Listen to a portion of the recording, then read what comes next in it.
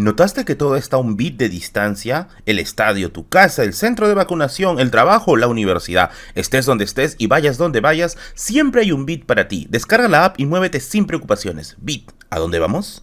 GFS Transportes y Logística. ¿Quieres importar y exportar para tu negocio? Pues mis amigos de GFS te van a ayudar en todo el proceso. Ahora GFS está en todo el Perú y hace realidad ese sueño del negocio propio, el negocio bien abastecido. Contáctate con ellos.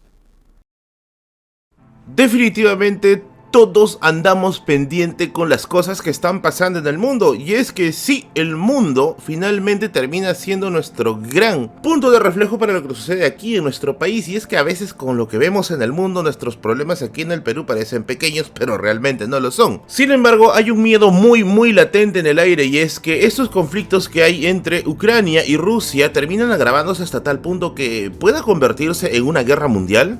Y es que sí, he recibido muchas preguntas de parte de ustedes preguntándome, Merlin, ¿en qué circunstancias esto se convertiría en una guerra mundial? Y bueno, para eso vamos a ver un poco de historia. En serio, amo esa frase, debía haberla patentado hace mucho. Pues qué mejor forma de ver cómo esto puede convertirse en una guerra mundial que analizando las guerras mundiales anteriores, sobre todo los orígenes de ambas. Y eso vamos a hacer el día de hoy. Vamos a ver con qué características cumplen las guerras mundiales, o al menos las dos primeras que pasaron, y cómo fue el inicio de ambas, de qué forma se desarrolló y qué cosas podríamos rescatar a partir de ello. Yo soy Merlin, atrás de la cámara está Bigotes y esto es la biblioteca de Merlin. Corre video.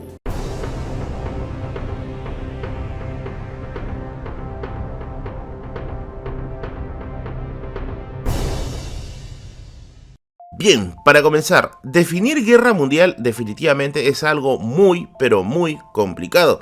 He encontrado algunas definiciones por allí, pero me parecieron un tanto vagas y no tenían mucha concordancia entre sí. Por lo que he decidido resaltar tres puntos que a mi parecer cumplieron estas dos guerras, y quizás si es que tú reconoces alguno de ellos que no está en esta lista, podrías sumarte a apuntarlo. Y es que la primera característica de una guerra mundial es que posee bandos definidos. Así es, los bandos que se van a enfrentar en una guerra mundial no son formaciones de última hora, no son formaciones que se van a dar prácticamente de sorpresa de la noche a la mañana. Tanto en la primera como en la segunda guerra mundial, como vamos a ver en un momento, los bandos se fueron formando de acuerdo a la circunstancia histórica, y en algunos casos, como por ejemplo en el caso de la primera guerra mundial, estos bandos ya se podían llegar a ver casi hasta 100 años atrás. Y es que sí, esta vinculación viene de larga data, no es algo espontáneo que surge de la nada, no estás uniéndote a una partida para poder masacrar al equipo enemigo que le estaba ganando a tu team. Y es que estas alianzas se van forjando con el tiempo y se van haciendo ya cada vez un tanto más predecibles. Ojo, la historia no es predecible,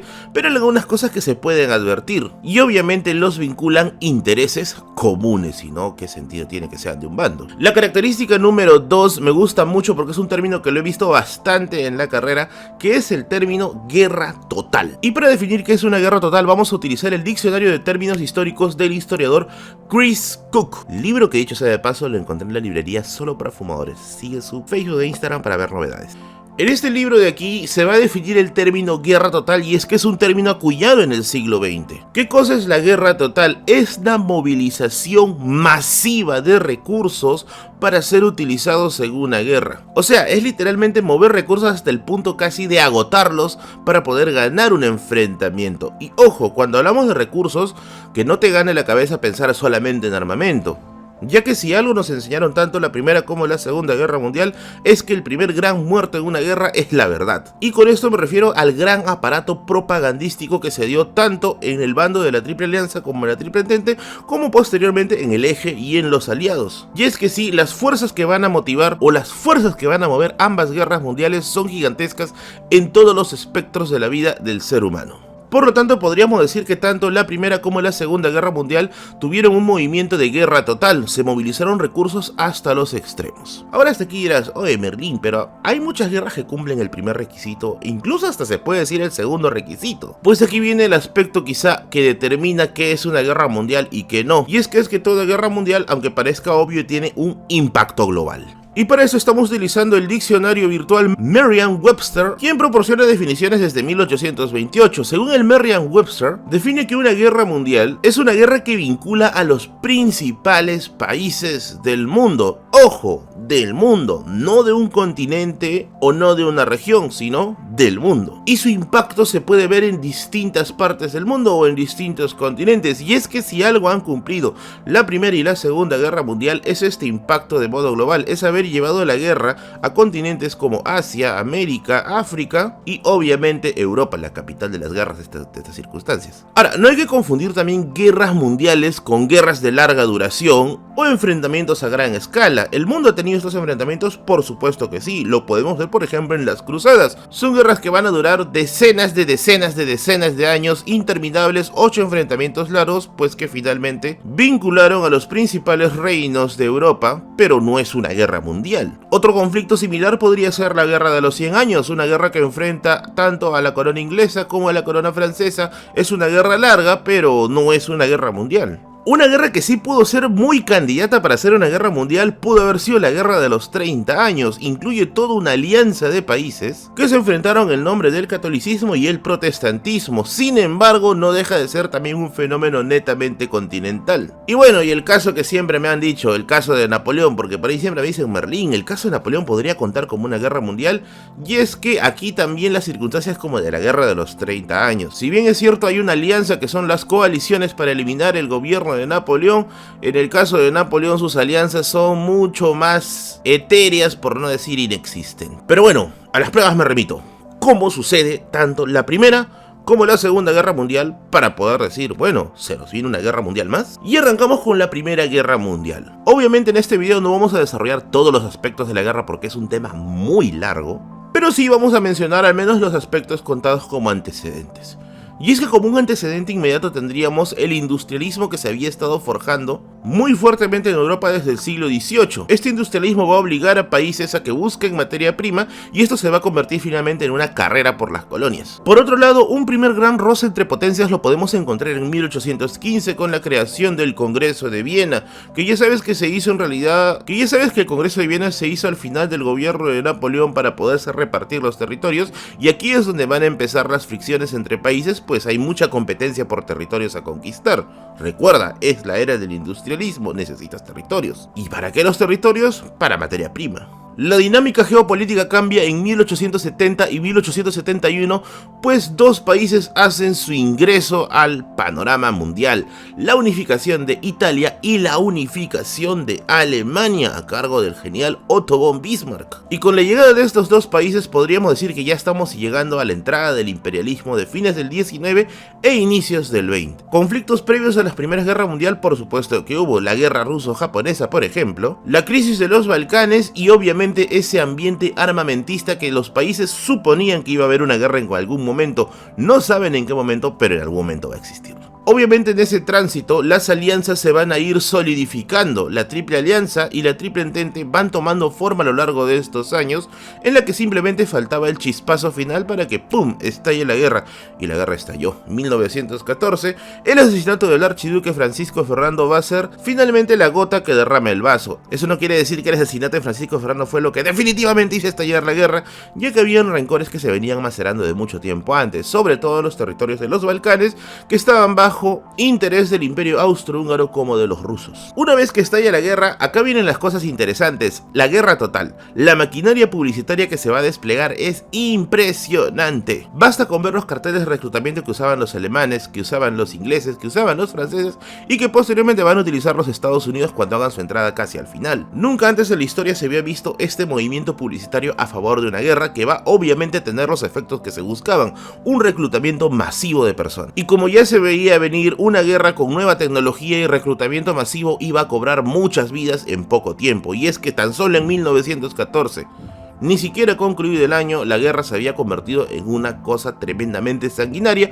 por lo que la guerra se vuelve nuevamente a replegar y se pasa a la famosa estrategia de posiciones o la de las trincheras. Sobre ese tema, el historiador Marc Ferró tiene un libro completo hablando acerca de la Gran Guerra, que es, bueno, la Primera Guerra Mundial. Este libro de aquí también es de lectura obligatoria para los amantes interesados en estudiar este primer fenómeno bélico a gran escala que sucedió en el mundo. Dato interesante, ¿por qué el libro de Marc Ferró dice la Gran Guerra y no dice la Primera Guerra Mundial? Pues es que es ilógico suponer que va a haber una guerra mundial antes de que reconozcas los fenómenos que van a dar origen a ello. Al inicio se le llamó la Gran Guerra, obviamente en la posteridad, con la aparición del segundo conflicto, se le denominó la Primera Gran Guerra Mundial. Y bueno, como ya te dije, esta guerra tuvo presencia en América, África, Europa y Asia. Es una guerra a gran escala que comprometió a las principales potencias del mundo.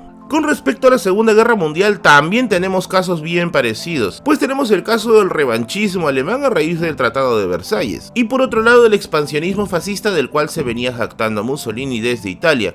Y dicho sea de paso, tengo un video hablando acerca del fascismo y cuáles son las características explícitas de un movimiento fascista para que se entienda bien esta circunstancia. Algo muy interesante que hay en la Segunda Guerra Mundial es que, a diferencia de la Primera Guerra, en la que sí habían enemigos muy claros, en la segunda no se sabía exactamente quién era el enemigo. Esta información la saco del libro El siglo XX contado a los jóvenes, también del historiador Marc Ferró.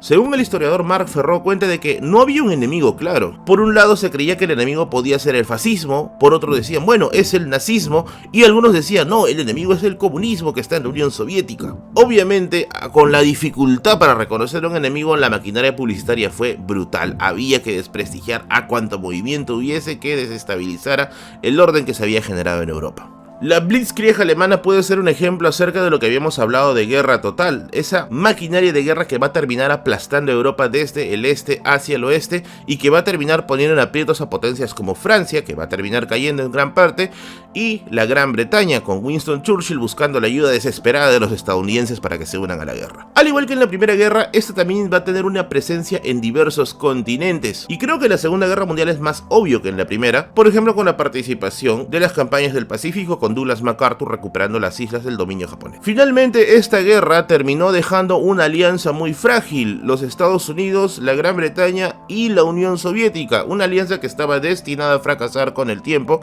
en la que finalmente tanto Estados Unidos como la Unión Soviética desencadenaron otro conflicto que bien no fue una guerra mundial, pero sí estuvo a punto de hacerlo en algunos momentos, que es denominada la Guerra Fría, del cual somos hijos nosotros el día de hoy. Para finalizar, quisiera recomendar un libro muy bueno para reflexiones finales, que es el libro de Yuval Noah Harari, 21 lecciones de historia. Según el historiador Yuval Noah, señala lo siguiente: que el concepto de guerra como sinónimo de progreso, o mejor dicho, guerra ganada como sinónimo de progreso, es un concepto en realidad de la antigüedad. Y es cierto, si nosotros vemos por ejemplo estados como la Egipto, Roma o los imperios medievales, cada vez que estos desempeñaban una guerra y tenían un resultado óptimo y se expandían, entraban en un proceso de crecimiento. Y esta dinámica incluso podía ser aplicada hasta la Segunda Guerra Mundial, en la que se creía que extensión territorial era sinónimo de progreso. Pero lo cierto es que hoy ya no es así. Ya se pone mucho en duda el éxito de una guerra, sea cual sea el resultado que se tenga, pues para el historiador Yuval Noah, las élites de hoy en día ya no están tan atraídas por una guerra victoriosa como antes, por lo que se decide otro tipo de campos en los cuales se desarrolla el dominio, como puede ser el dominio económico. Un ejemplo muy interesante que pone Yuval Noah aquí es el caso de China. Los chinos modernos no han recurrido a una guerra a gran escala para poder posicionarse en el puesto que están hoy en día, sino que recurrieron a otro tipo de dominio. Y es que para Yuval esto era el ejemplo perfecto para demostrar de que en realidad el siglo XXI es más complicado en torno a las guerras que otros siglos. Y que incluso esto ya se puede ir viendo desde la Guerra Fría, en la cual se intentaba evitar un enfrentamiento directo entre las dos principales potencias del mundo. Pero para finalizar, Yuval dice algo muy cierto: nunca subestimes la estupidez humana, pues tarde o temprano siempre te va a dar una sorpresa. ¿Y qué significa eso? Pues el peligro de una guerra, o mejor dicho, de una guerra mundial, siempre puede estar latente, pero hay que reconocer bien los signos que traen con ello.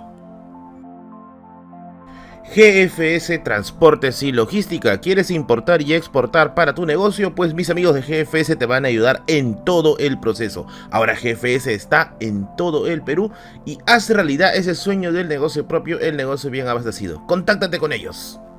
Muy bien amigos, hasta aquí nada más el video del día de hoy. Quería agradecer a mi amigo Carlos Levin, quien ambienta musicalmente estos videos. Puedes seguir su canal aquí en la descripción de este video. A mi amigo Aarón, el usuario, quien se encarga de hacer las animaciones para este canal. Aquí te dejo su Instagram, síguelo y ve sus creaciones. No te olvides que todos los jueves tenemos directo a las 8 de la noche conversando cosas con respecto a la historia o cosas personales o preguntando algunas cositas locas. Y si quieres apoyar este canal puedes hacerlo yapeando, plineando a los números que te aparecen aquí o haciendo un pequeño depósito al SP que aparece acá. Todo esto es para sostener gastos básicos del canal y seguir haciendo estos videos de historia. Nos vemos la próxima semana. Cuídense. Feliz semana.